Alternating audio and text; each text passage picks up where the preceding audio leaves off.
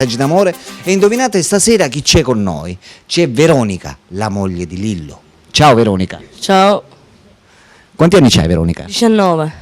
E allora tu sei venuta qua invece, a differenza di tuo marito, per fare che cosa? Per mandargli un videomessaggio a mia sorella A tua sorella. Tua sorella è di Palermo. Si chiama Giovanna. Tua sorella Giovanna. E quanti anni c'ha Giovanna? 25.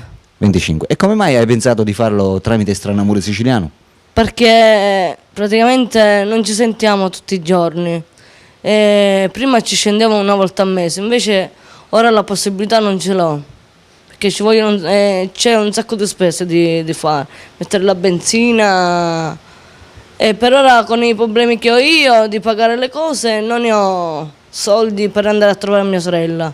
E stasera sono qui per chiedergli che magari ogni tanto, non dico assai, di venirne a trovare e coccolarmi. Va bene. Allora, lì c'è la telecamera, fai il videomessaggio per tua sorella. Calcola che tua sorella sta vedendo la TV e quindi deve sapere quello che gli devi dire.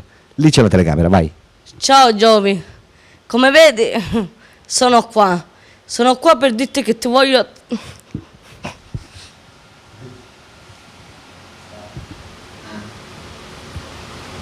Non ti preoccupare, può succedere, non ti preoccupare.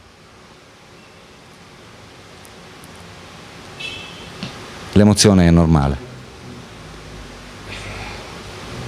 Aspetta.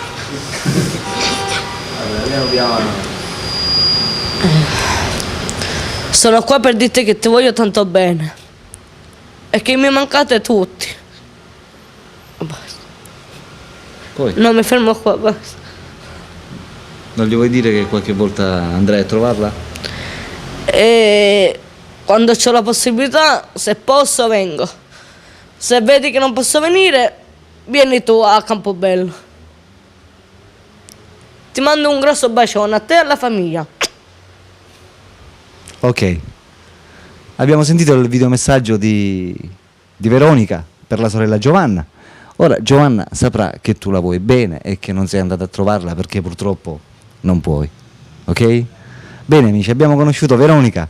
Ciao da Alberto e ciao da Veronica. Ciao. Ciao, a dopo.